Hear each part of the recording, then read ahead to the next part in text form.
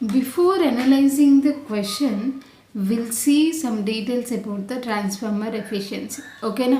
So transformer efficiency గురించి మాట్లాడాలంటే first ఎఫిషియన్సీని ఎలా క్యాలిక్యులేట్ చేస్తామో తెలియాలి. ఓకే, రెగ్యులర్ వేలో నార్మల్గా ఎఫిషియన్సీని ఎలా క్యాలిక్యులేట్ చేస్తామంటే the ratio between the output and input and the result which is multiplied within 100. So this is how we calculate the efficiency, output by input into 100. ఇది అన్నమాట మనం ఎఫిషియన్సీని క్యాలిక్యులేట్ చేయడం.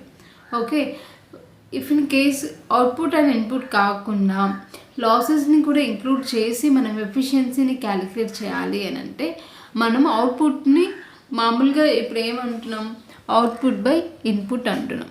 అవునా, అవుట్పుట్ బై ఇన్పుట్ కరెక్టా. So if in case మనము లాసెస్ని include చేయాలి అని అంటే సో అవుట్పుట్ ప్లేస్లో సో ఎలా వస్తుంది, అవుట్పుట్ని ఎలా రాయొచ్చు అని అంటే input plus losses divided by input. Okay, so ఇక్కడ మనకు ఇలా లాసెస్ అనేవి ఇంక్లూడ్ అవుతాయి. సో ఇప్పుడు మనము ఈ క్వశ్చన్ చూసినట్లయితే the transformer efficiency is maximum when, so ఎప్పుడు మ్యాక్సిమం ఉంటుంది ఎఫిషియన్సీ అని అడుగుతున్నాడు వాడు. ఓకేనా, సో లాసెస్ని కన్సిడర్ చేసినప్పుడు ఎప్పుడైతే copper loss and constants loss, okay, copper లాస్ని ఇంకొక పేరుతో ఎలా పిలుస్తారు, వేరియబుల్ లాసెస్ అని కూడా పిలుస్తారు అనమాట. ఎప్పుడైతే ఈ టూ డిఫరెంట్ లాసెస్ ఈక్వల్గా ఉంటాయో అప్పుడు మనం మ్యాక్సిమం ఎఫిషియన్సీని రీచ్ అవుతాం. సో ట్రాన్స్ఫార్మర్లో మ్యాక్సిమం ఎఫిషియన్సీ జనరల్గా అయితే మనం మ్యాక్సిమం ఎఫిషియన్సీ అంటే మెషిన్స్లో 50 అంటాము, ఇక్కడ వచ్చేసరికి 90%.